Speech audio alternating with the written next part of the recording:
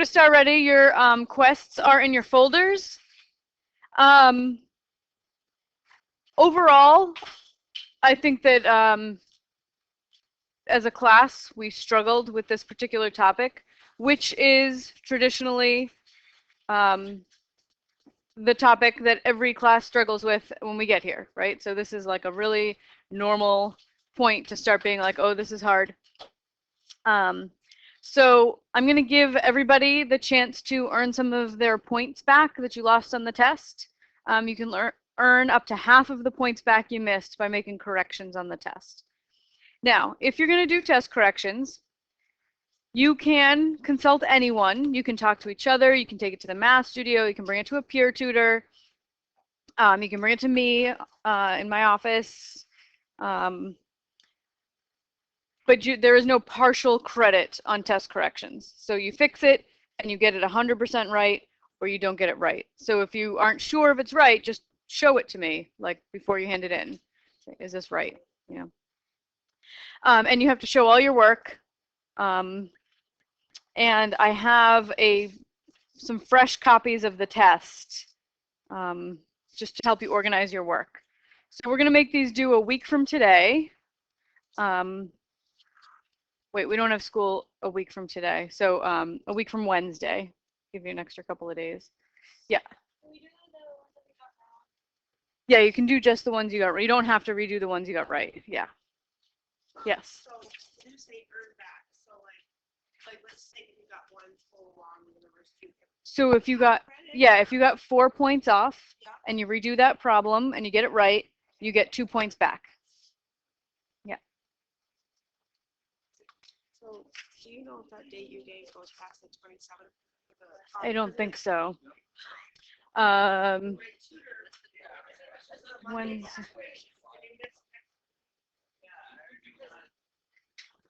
oh yeah, make sure when you hand in your test corrections, you hand in your correct problems and your original test. I need to be able to see how many points I took off to give you half back. You have till the 22nd. Yep. So in this lesson, we're going to learn how to graph quadratic equations. Okay, so quadratic equations look like this. Y equals ax squared plus bx plus c. And we call the shape of the graph of a quadratic equation a parabola. A parabola. So here I've got 3 graphs of parabolas. Okay, y1, y2, and y3.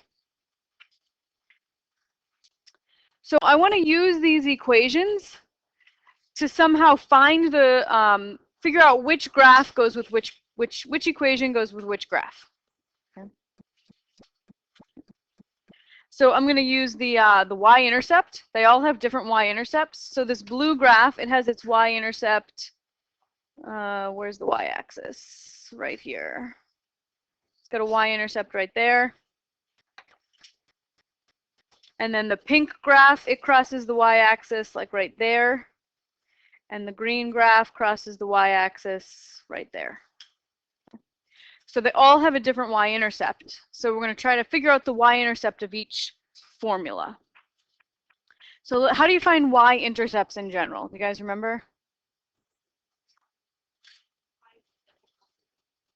Yeah, if it's a line, right? So can you guys stop talking, please? If it's a line,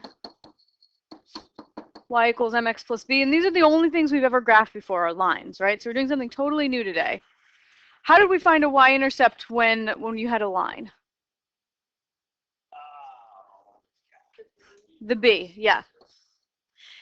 And the way you come up with the b is because if you let x be 0, if you just say y equals m times 0 plus b, right? What is m times 0?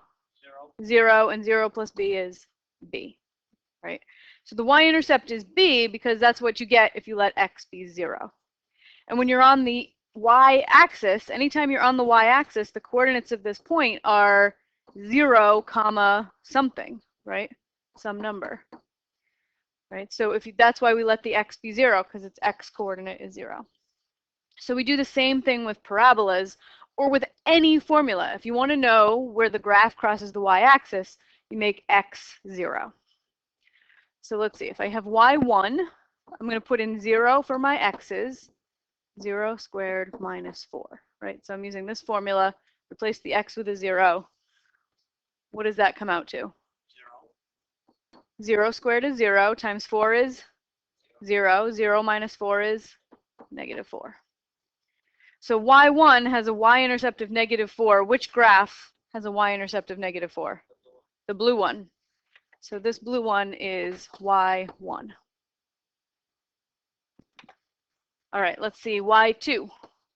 I'm going to replace all the x's in the formula y2 with zeros. 0 squared minus 14 times 0 plus 60. What do you get? Y squared equals 60. So let's see. That's not y squared. That says y sub 2, right? The 2 for squared, it would be up next to it. This is just a way of differentiating the different y's, the subscripts. Like this is my first y, this is my second y. Yep, so it's 60. Which of my graphs has a y-intercept of 60? The green one. So that one is y2. And so the pink one has to be y3. Let's just verify by finding its y-intercept. So y3, plug all zeros in for my x's here, and I get negative 0 squared plus 10 times 0 minus 25. This term is 0. 0 squared is 0. 10 times 0 is 0.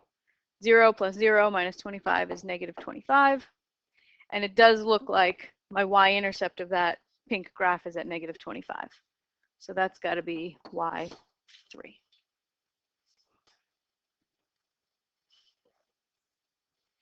All right, so here are a few key features of parabolas and how we can get information about the parabolas from their equations. Okay. 2 of these graphs open upwards like a smile, and 1 opens downwards like a frown. Okay.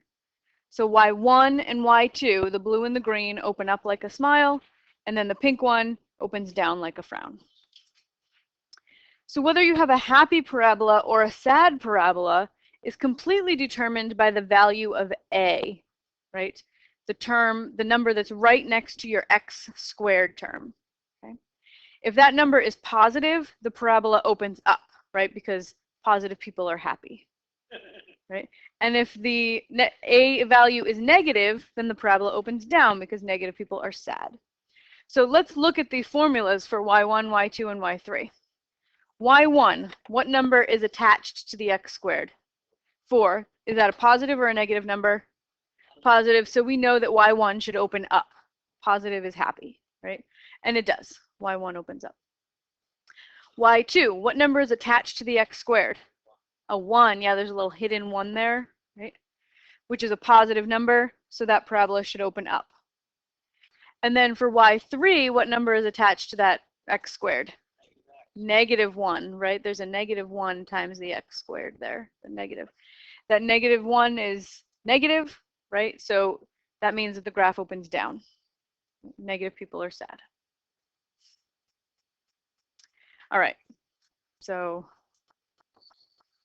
done. Okay. How many x-intercepts does each graph have, right? So let's look. The blue one has 2 x-intercepts. I'll do x-intercepts in green. Right there and right there. It crosses the x-axis. How about the pink one? How many x-intercepts? 1, just 1 spot right there. It just touches and then turns around and comes back down. How about the green one? None. It never crosses the x-axis. Okay, so I have 3 different graphs, and they can have 0, 1, or 2 x-intercepts. In general, to find x-intercepts of any graph, not just a parabola and not just a line, but any graph as you move forward and study math, if you want to know where the x-intercepts are, draw a little picture here. Anytime you're on the x-axis, what are the coordinates of the point? 0 and some other number. Yeah, some number, right? You go left or right, some number, and then you go 0 up or down. What coordinate is 0? Y. So if you want to find x-intercepts, you got to make y 0. So, Why is it 0?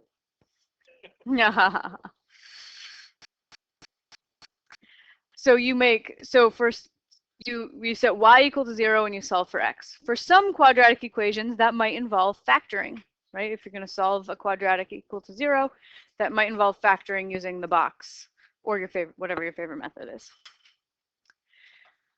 All right, so upwards opening parabolas have a lowest point, right? If the graph opens up, they have a lowest point.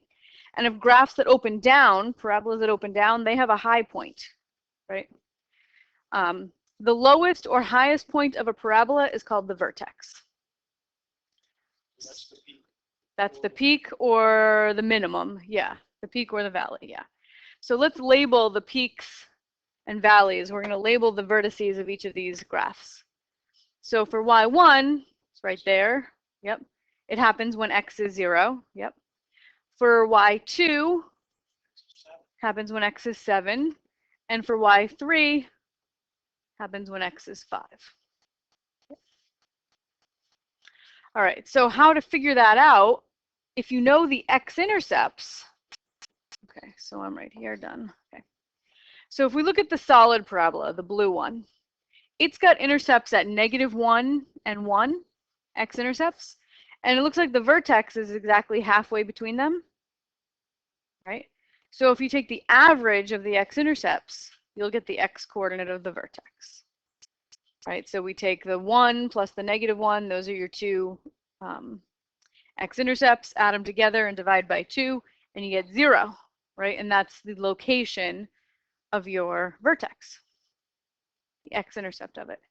So with the other, if you do that with the other equations, it's going to be with the vertex, like 5 and 7. Mm-hmm. Yep. Yep. Let's say, how could I find the y-coordinate of this vertex? It's hard to read it off the graph because I have a big scale that goes from 0 to 20. I'd have to estimate. But if I know the x-coordinate is 0, how could I figure out the y-coordinate?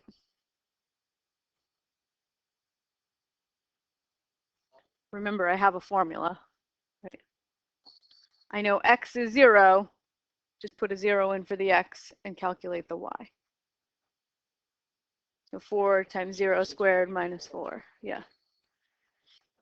So that's what I did here, right? So plug the x-coordinate of the vertex, we figured out it had to be 0. If you plug that into the y1 formula, you get -4. So the vertex of that parabola is at 0, -4. Yes?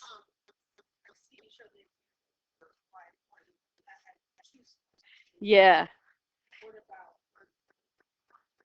We don't have a method yet. No. Yeah. We'll get there. General or the class? For the class. For the class. We'll get there. Yeah.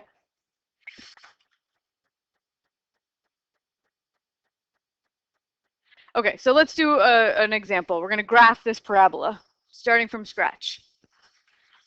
-x squared plus 4x minus 3. We're going to use this 6-step process, which is written out for you on the next page. If you ever forget what to do, there's a whole list of what to do. All right, what is the a value, right? What is the value attached to the x squared in this parabola? 0, right? 0. The number attached to the x squared? -1. -1. Is -1 positive or negative? It's negative. Negative. And negative people are sad, so this graph opens down like a frown. So this graph opens down. Okay, so to find y-intercepts, remember, to find a y-intercept, you make the x value 0. So here's my formula. Y equals -x squared plus 4x minus 3. Replace each x with a 0. Y equals -0 squared plus 4 times 0 minus 3. And what does that come out to? Y equals -3. -3. Right, so my y-intercept is at 0, -3. X-coordinate is 0, y-coordinate's -3. We're going to plot that point now. 0, -3 is on the y-axis. All right, next I'm going to find the x-intercepts. You find x-intercepts by making y equal to 0. So in my original formula, instead, wherever I see a y, put a 0. And then I have to solve that equation. This is the kind of thing we were doing last class. We were trying to factor that, because then if you can factor it, then you have two things multiplied together, and the answer is 0, which means that one of the two factors has to be 0. All right, so here's the general process. I want to write negative x squared plus 4x minus 3 equals 0. I would like to be able to write this in factored form like this. Right? I've got a double bubble. I don't know what goes in there yet. I'm going to use a box to figure it out. But once I know, now I have two things that are multiplied together and the answer is 0, which means either one of my parentheses has to be 0. Right? If the product of those two things is 0, one of them or both of them is 0. Okay. So now I just have to figure out what goes in those parentheses. So I'll do the box method to factor that thing. So we draw a 2 by 2 box. I put the quadratic term in the upper left and the number, the constant, in the lower right. And then I multiply the two together. What's negative x squared times negative 3? Positive 3x squared. Yep. So now I want to list things that I can multiply together to make 3x squared. 3x and x, or negative 3x and negative x, right? Because a negative times a negative would also give me a positive. Anything else? No. 3 doesn't have any more factors, just 3 and 1. Okay, so now I want these two numbers, I want to pick the set of factors that adds up to positive 4. So which factors am I going to use? The first one, the 3x and the x, because they add up to 4x. All right, then I take those two factors and I put them in the remaining boxes. And you can put either one in either box, doesn't matter. So let's see, I'll put x here and 3x here. Okay, negative x squared and x, do they have any common factors? X. Okay, what do you multiply x by to make negative x squared? Negative x. Negative x. What do you multiply x by to make x? 1. Positive 1. Yep. And then what do you multiply negative x by to make 3x? Negative 3. Negative 3. So my factors end up being negative x plus 1 and x minus 3.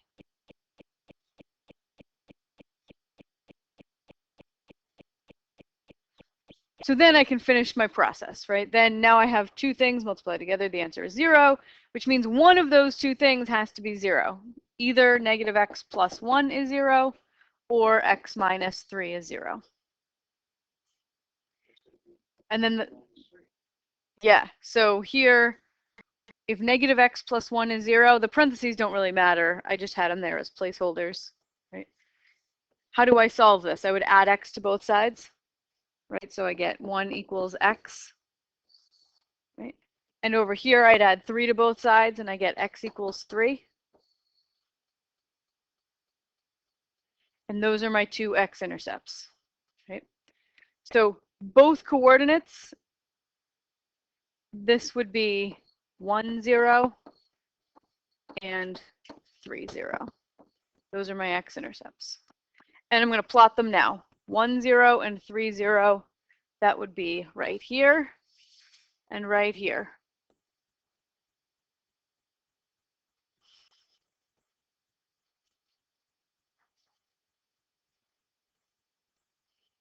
Okay, so we've done 3 of the 6 steps, right? We know that it opens down, we know it's y-intercept, and now we know it's 2 x-intercepts. Okay, next step. Oh, sorry. Was it one of those numbers negative? No, because if you have negative x plus 1 equals 0, right, then you would add x to both sides and you get x equals 1. There's no negatives. Okay.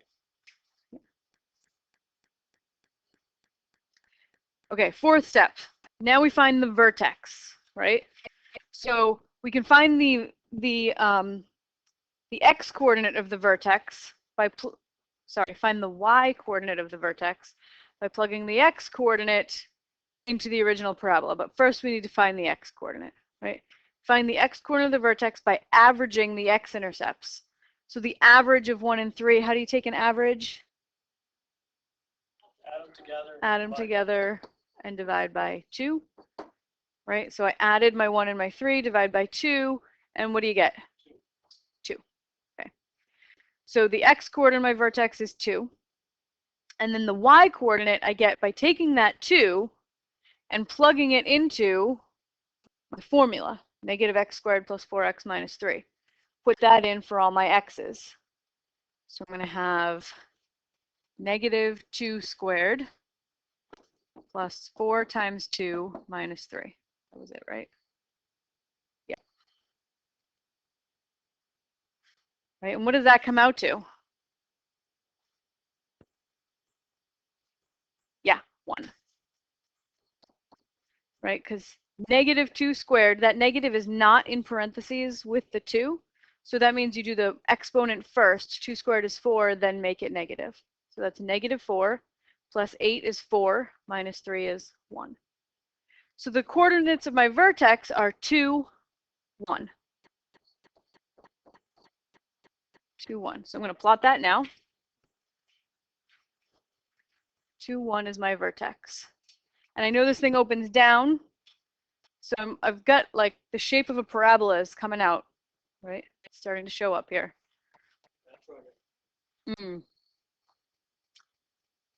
Okay, so we should have 4 points plotted on the grid. We do, we're all set there. And then one last thing, right? We could draw a pretty accurate sketch right now, but we're going to do one more thing. We're going to draw a vertical line that goes right through the vertex. So at 2, through the vertex at 2, 1, I'm just going to draw a vertical line. And I'm going to make it dashed because this is not actually part of the parabola. It's just helping me visualize the axis of symmetry. That thing is called the axis of symmetry of the parabola because that parabola is going to look like mirror image of itself on either side of that line, right? I could fold along that line and it would look exactly the same. So every point that I've drawn over here on the left of that line has a mirror image to the right of that line. Yeah, so this one that's at negative 3, 0, if I go, that's 2 to the left of the line. So if I go 2 to the right of the axis, I have another point.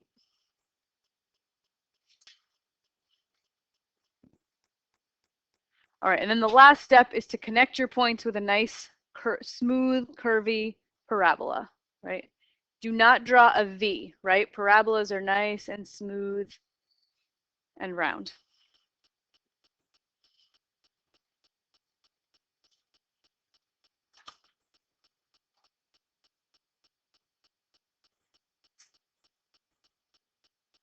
Okay, good. Any questions? It's a lot of steps. 6 steps, yep. 6 steps. And I've got it all written down on the next page. 6-step process for sketching a parabola. All right there. So you can refer to that if you ever get stuck and don't remember. And that's it. Now you can practice graphing some parabolas.